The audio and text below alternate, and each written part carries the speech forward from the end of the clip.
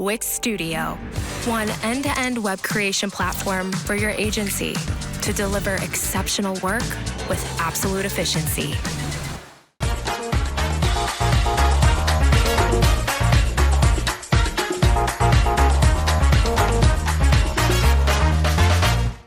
The #1 long-form writer that helps SEOs outrank competition at the click of a button using real-time research and NLP. Start ranking content today with contentatScale.ai. Good morning, everyone. Like Julie said, I'm going to be talking about intent-driven search and how to create content for that. So a little bit of background about me. I'm currently a content strategist at Croud. Croud is a full-service digital marketing agency. I'm based in London and I've got over 5 years industry experience. My role specifically at Croud at the moment is essentially creating SEO-driven content for fashion, streetwear, and performance wear brands, mainly in the e-com space.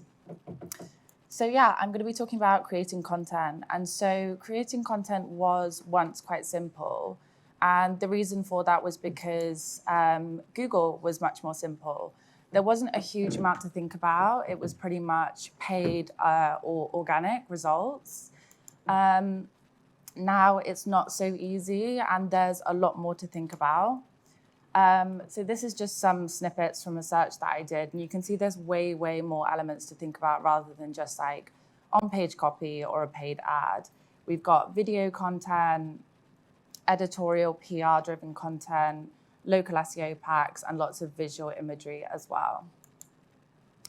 Something else that Google is testing at the moment is the perspectives filter. So essentially what this is going to do is bring in another element for the SERPs to think about.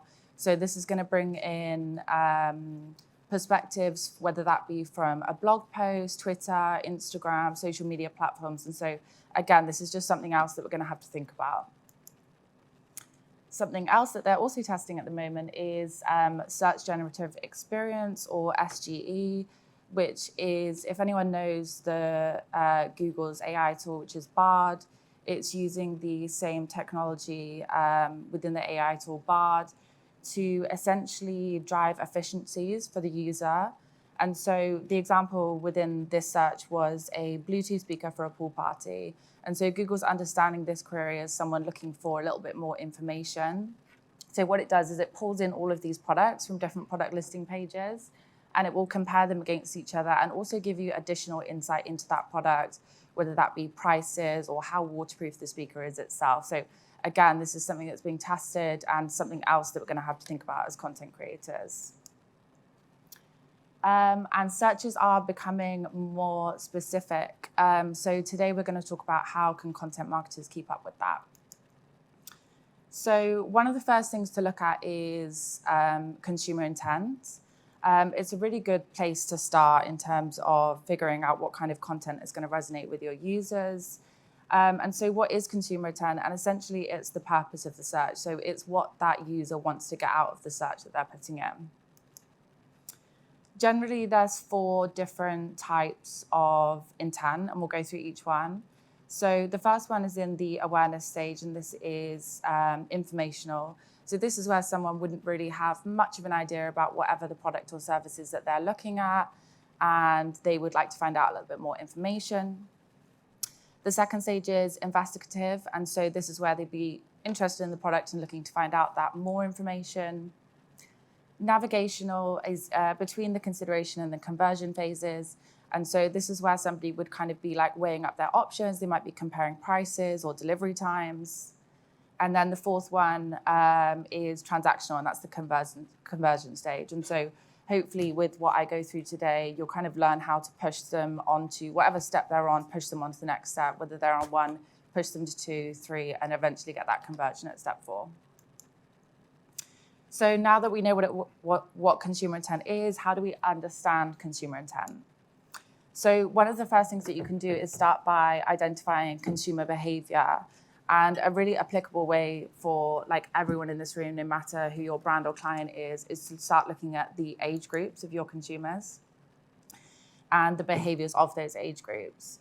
So Gen Z, or anyone born between 1997 and 2012, they are very informed consumers and they like to know a lot about their brands that they're purchasing from. They're also less attached to specific brands and would rather shop around to find a good deal. And they place high importance on ethics and corporate responsibility as well. Then we have millennials, so anyone born between 1981 and 1996. They use a wide variety of devices, and they also shop between online and in-store as well. They're much more receptive to social media, and so if millennials are your core target audience, then you need to think about a social media strategy if you haven't already. And they often prefer ethical or green ideologies within a brand, so sustainability is very important to millennials. Gen X, anyone born between 1965 and 1980, they much prefer buying products in store, and they also place high importance on recommendations and reviews and the opinions of other consumers. So now you've kind of understood your consumer base a little bit more. Think about how you yourself and also how your consumers would digest different topics in different ways. So we'll go over just a few example sectors and how the information might vary between those.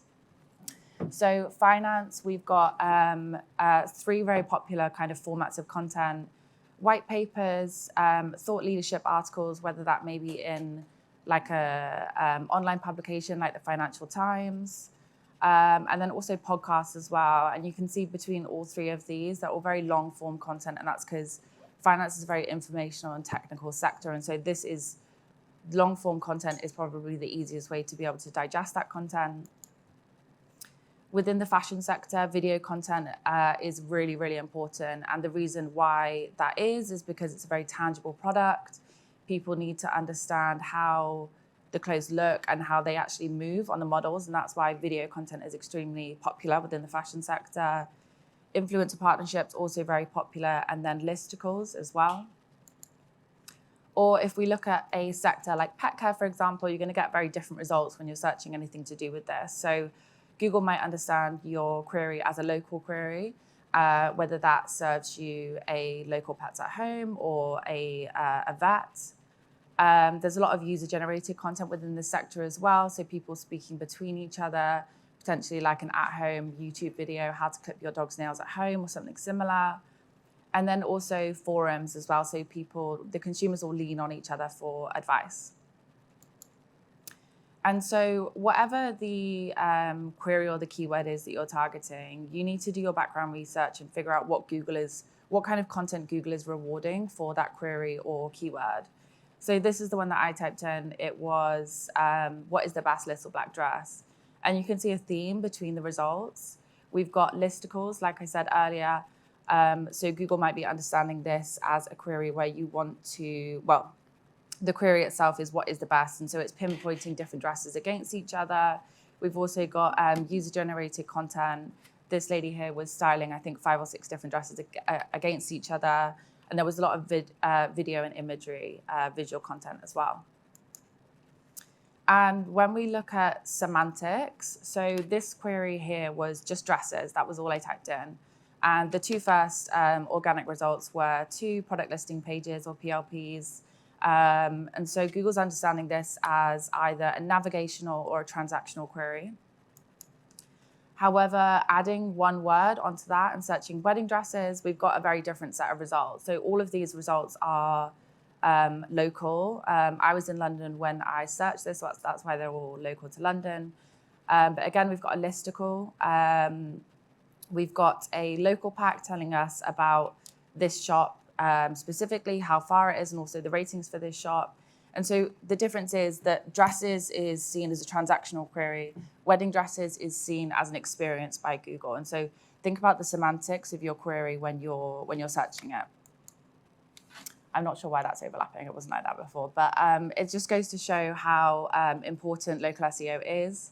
There was a study done by WebFX recently, and nearly half of all searches have local intent. And so if you do have a brick and mortar store, local SEO is like absolutely one of the first things that you need to look at in order for your content to be served to your users. Something that's also massively on the up at the moment is video content. I'm sure a lot of people in this room have TikTok. I love TikTok myself. And by the end of 2023, videos are going to make up more than 82% of all online traffic.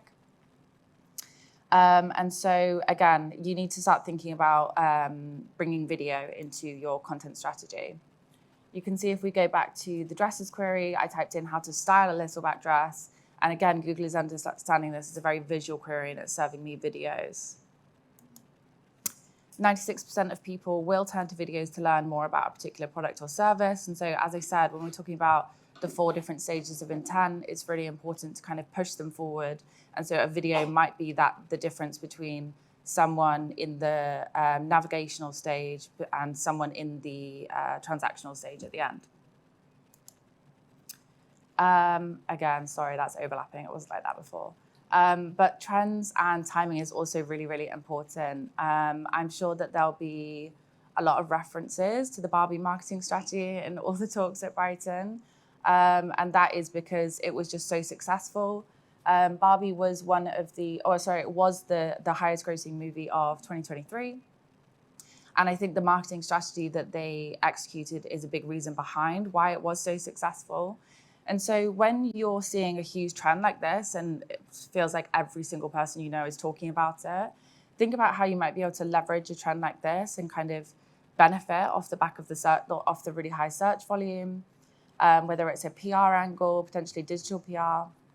And something that you'll see when you're creating content for a trend like this is a huge peak in performance, and then it will generally kind of drop off. So there definitely is value in it because you're capturing that search volume, but it will be a big peak at the start, and then again, it will drop off because it's not really relevant anymore. Something that you can do as well. So even though this is a very, very valuable trend to kind of jump on and capture that search volume, evergreen content is also extremely valuable and has much more longevity than jumping on like trends or timing. So this was an asset taken from an article from the North Face, which is called The Ultimate Guide to Camping. And so this would stand as an evergreen piece of content. And so essentially it can be updated with tips and tricks or influencer quotes and things like this. But this will stand as a really high ranking piece of content. And rather than there be a huge peak in performance and then for it to drop off, it will have like a steady incline in performance. And so again, very valuable. And then talking a little bit about influencers. So there was a study done by Isaiah, I'm not quite sure how to say that one. But it was 46, they did a study and 46 of all respondents have purchased products promoted by influencers. I myself have purchased a lot of products promoted by influencers.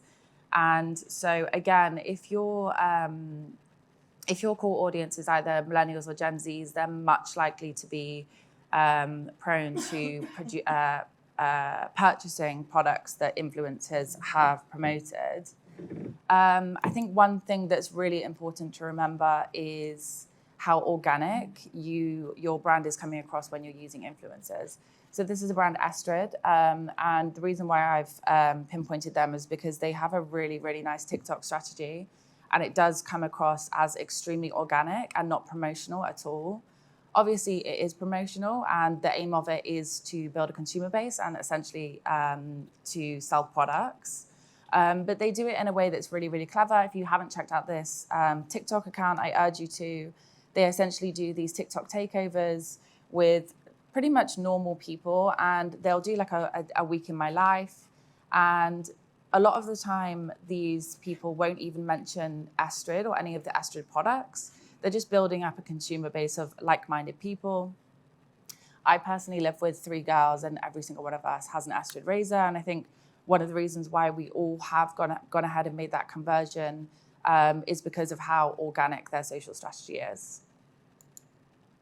And then thinking about variety. So a good way to think about this is like brick and mortar stores. So which store would you obviously rather go in or spend the most time in? It's going to be the one on the left-hand side.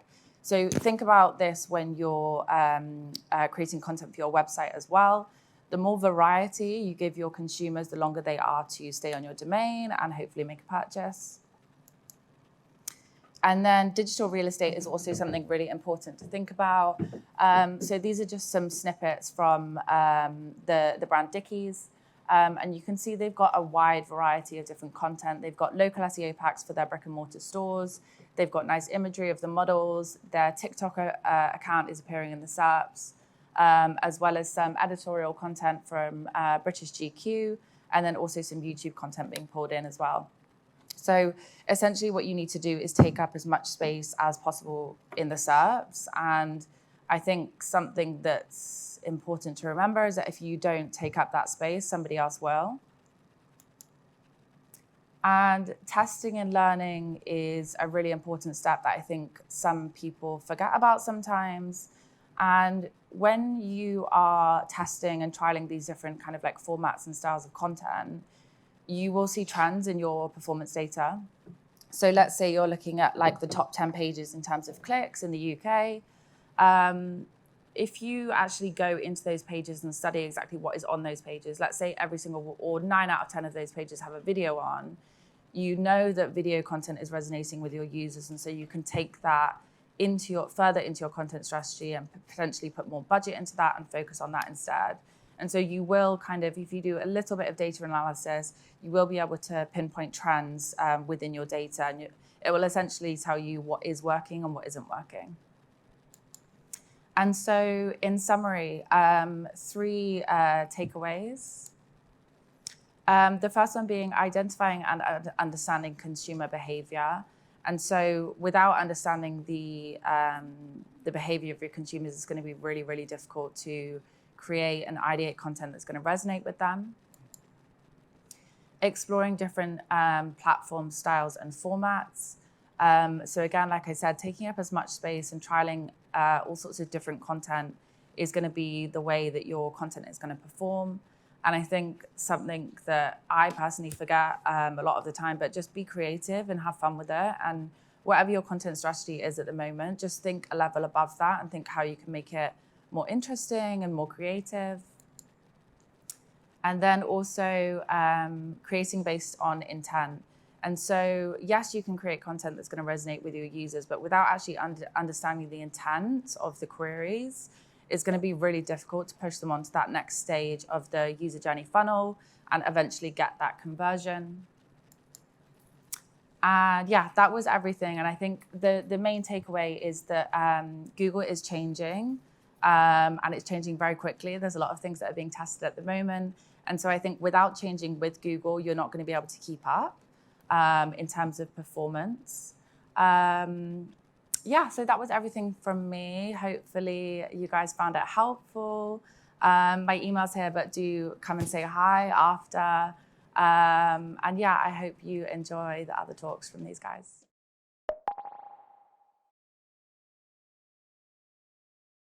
Monthly reporting making you want to shove sharp things up your nose? Try Dragon Metrics, the all-in-one SEO software with mind-blowing reporting tools.